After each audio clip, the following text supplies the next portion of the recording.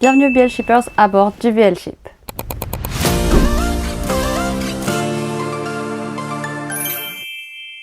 Au programme aujourd'hui, le BL rétro, un BL, une rétrospective, une note. Aujourd'hui, on va plonger dans l'univers de Mame et plus spécifiquement son dernier travail, The Boy Next World. Cette vidéo contient des spoilers, donc si tu n'as pas fini la série, enregistre cette vidéo pour plus tard et va finir la série. Ne t'en fais pas, le BL Ship ne partira pas sans toi. La vidéo sera divisée en 4 parties, le plot, les personnages, la production et enfin les OST et l'opening. Chaque partie aura une note sur 10, puis on rassemblera le tout pour obtenir une note finale pour le drama. Et je t'invite à commenter ta propre note juste en dessous. Pour faire court, l'histoire de The Boy Next World concentre sur Pisa et Pukan, joués par Boss et Noel. À la suite d'un incident, Pisa est persuadé que Pukan et lui sont en couple. Ou en tout cas, c'est ce qu'il pense. Il semblerait que Pisa vienne d'un univers alternatif. En tout cas, c'est ce que la série laisse penser au début de l'histoire. Pour ma part, j'ai trouvé le plot vraiment intéressant avec ces histoires de mondes alternatifs, d'âmes sœurs où Pukan et Sa se retrouveraient dans chacune des réalités alternatives. Malheureusement, je trouve que le plot n'a pas été exploité jusqu'au bout. C'est-à-dire que plus loin dans la série, on nous montre à un moment des petits extraits de chacune des réalités alternatives. J'ai trouvé ça vraiment dommage de ne pas avoir plus que ces extraits et notamment dans le dernier épisode, on nous laisse sur cette fin ouverte dans notre univers alternatif dans lequel Pisa et Pukan sont sur le point de se rapprocher. J'ai trouvé ça vraiment dommage que ce ne soit pas plus exploité puisque c'était le principe même de la série, c'est ce qui la rendait le plus original. Un autre aspect du plot qui m'a énormément dérangé, c'est quand la série commence et que Pisa va voir Pukan pour lui dire « je suis ton petit ami mais je viens d'un univers alternatif », Pukan n'est pas plus choqué que ça et je trouvais que la réaction de Pukan était pas assez exagérée, pas assez surprise. Moi, demain, il y a quelqu'un qui vient et qui me dit « Ah, je suis ton petit ami mais d'un univers alternatif », je pense que je pète un câble. J'ai trouvé cet aspect-là un peu trop simple dans le plot, c'est-à-dire qu'ils auraient pu jouer un peu plus dessus sur le début de la série. Pukan n'accepte pas ou ne réalise pas, il est en mode « mais tu délires complètement, retourne à l'hôpital » comme fait son meilleur ami, justement, le meilleur ami de Pisa, lui, est complètement persuadé qu'il a en fait juste pété un câble. Et en fait, c'est un peu ce qui s'est passé et j'ai trouvé ça vraiment dommage qu'à la fin, tant Pukan que Pisa se persuadent que non, en fait, Pisa n'est pas d'un univers alternatif et même si, en effet, ce n'est pas le cas, on sait à présent que ces univers alternatifs existent et j'ai trouvé ça vraiment dommage que ce soit pas plus exploité en fait dans le plot. Pour le plot, je donne donc une note totale de 8 sur 10 parce que malgré tous les petits détails qui m'ont vraiment dérangé, on n'a pas souvent ces histoires d'univers alternatifs et surtout, elles sont souvent très mal faites. Ici, on comprend ce qui se passe, donc ça reste un 8 sur 10 pour le plot de The Boy Next World. J'ai trouvé les personnages pas assez réalistes. Comme je le disais juste avant, le fait que Pukan ait trop simplement accepté que Pisa vienne d'un univers parallèle ou alternatif, c'est ça vraiment trop simple. Le personnage a perdu pas mal de crédibilité. Le personnage de Pukan en entier, je trouve que dans son ensemble, on n'a pas vraiment son histoire. On sait qu'il a perdu son père et que ça le touche énormément. On sait que sa mère est partie à l'étranger. Mais on n'en sait pas plus que ça, vraiment aucune trace en fait de sa famille, de son histoire, de son passé et j'ai trouvé ça vraiment dommage. Du côté de Pisa, on a vraiment le déroulé de toute sa vie derrière. On est au courant de toute la lignée familiale de Pisa, mais on a à peu près zéro information sur Pukan et c'est quelque chose qui m'a vraiment dérangé. Donc ça, c'est pour les personnages fictifs de la série auxquels je donne une note de 2 sur 5. Oui, vraiment, j'ai été déçue, on va pas se mentir. Passons aux personnages en tant qu'acteurs, c'est-à-dire Boss et Noel. Si on se rattrape un peu parce que je trouve que les deux ont merveilleusement bien joué. J'ai déjà regardé leur précédent drama Love in the Air et je trouvais déjà que c'était d'assez bons acteurs, mais là vraiment on voit que leur acting a évolué, on voit qu'ils ont pris en maturité, ils arrivent beaucoup mieux à exprimer leurs émotions. J'ai beaucoup apprécié leur acting dans ce nouveau drama, j'ai été agréablement surpris de la qualité de leur acting et de la qualité du drama en général. Je donne donc une note de 4 sur 5, ce qui fait un total 6 sur 10 pour les personnages. Qu'est-ce que j'entends par production? C'est la qualité du drama, l'editing, les pensées derrière les couleurs un peu qui ont été mises dans le drama, s'il y a des symboliques, des images, c'est un peu tout ça, je l'englobe dans la production. Donc pour moi, la production était vraiment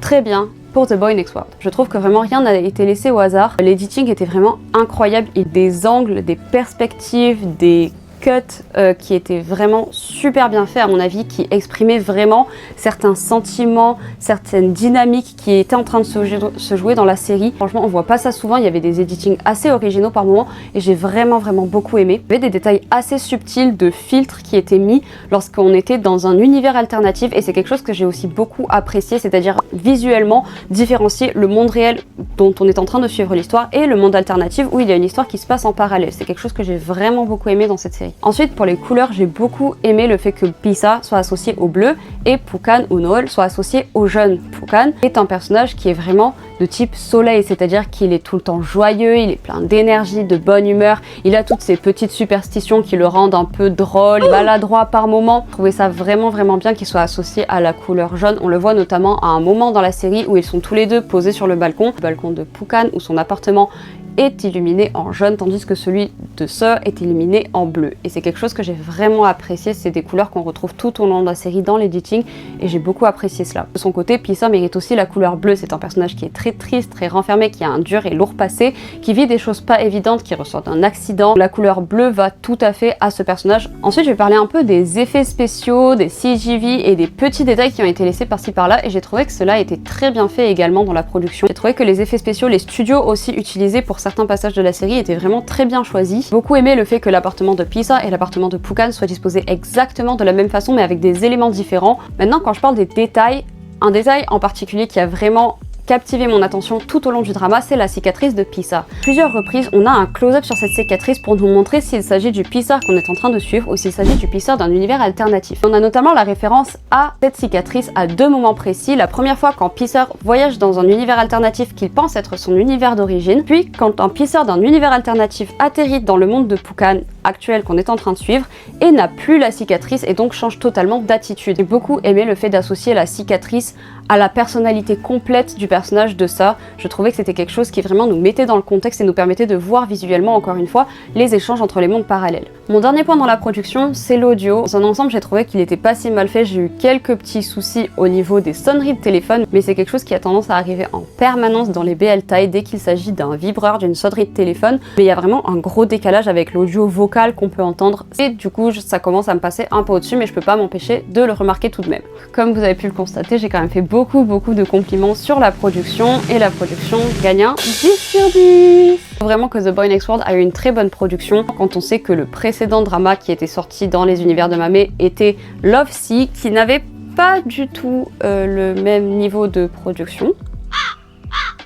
Je ne dis pas que Lovesick était mal fait, mais il manquait vraiment d'investissement de la part de la team de production. J'ai vraiment trouvé qu'ils auraient pu faire bien mieux. Donc tout ça pour en revenir à la production de The Boy Next World, que j'ai vraiment trouvé d'un autre niveau, beaucoup plus avancé et investi que celle de Lovesick. Donc ça gagne pour moi un 10 sur 10. Donc pour ma part, je fais vraiment attention aux OST et notamment à l'opening des séries. Pour The Boy Next World, j'ai vraiment été étonnée. L'opening est vraiment long pour une série, c'est assez rare d'avoir des openings aussi longs et je l'ai trouvé vraiment bien fait parce que autant visuellement qu'avec la musique, il nous plongeait déjà dans l'univers de The Boy Next World. C'est-à-dire qu'on avait une musique avec des aspects un peu mystérieux combinés avec ces images de sablier et d'horloge dont on essayait de deviner la signification. J'ai trouvé ça vraiment bien fait de la part de l'équipe de production. C'est-à-dire qu'avant même de vraiment plonger dans l'histoire et de savoir de quoi il s'agit, on avait déjà tous ces petits indices qui petit à petit prennent sens au fur et à mesure qu'on regarde la série. Je pense qu'en général la série avait quelques petits OST par-ci par-là et qu'elles étaient plutôt pas mal intégrées. Il y a juste une musique qui m'a dérangée. Il s'agit de quand Pisa était en train de chanter, en train de pleurer toutes les larmes de son corps à Pukan.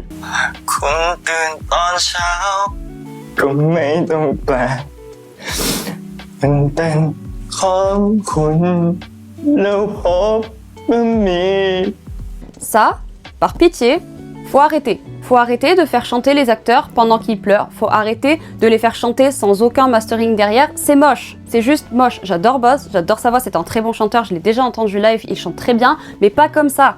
À part me payer sa tête, je ne sais pas quoi faire d'autre. Vraiment, c'est malaisant, c'est ridicule. Je trouve que ça nous met pas du tout dans l'ambiance. Au contraire, ça casse l'ambiance un peu dramatique et émotionnelle qu'il y a dans la scène. C'est ce qui vaut à cette partie la note de 7 sur 10 et non pas 10 sur 10. Donc, avec toutes les notes que j'ai données pour chacune des parties, nous obtenons une note totale de 7.75 sur 10 pour The Boy Next World, ce qui est plutôt pas mal et correspond vraiment à ce que j'ai ressenti de la série. Le point 75 est vraiment précis. C'est la calculatrice. Voilà, je sais pas calculer, donc... faut faire avec, c'est comme ça. Encore une fois, je te laisse commenter ta propre note dans les commentaires. J'ai trop hâte de voir qu'est-ce que vous aurez donné comme note à ce drama à ma place. N'hésitez pas à donner votre avis aussi sur chacune des parties que j'ai pu mentionner, s'il y avait des choses avec lesquelles vous êtes d'accord ou pas d'accord avec moi. Vraiment, j'adore entendre vos avis. Si vous avez des amis BL shippers qui ont aussi regardé ce drama, n'hésitez pas à leur partager la vidéo. J'aimerais aussi savoir qu'est-ce qu'ils en pensent. Et bien sûr, si la vidéo vous a plu, n'hésitez pas à la liker. C'est donc la fin du voyage dans le monde de The Boy Next World. Et je vous dis à dans un mois pour le prochain voyage. A plus!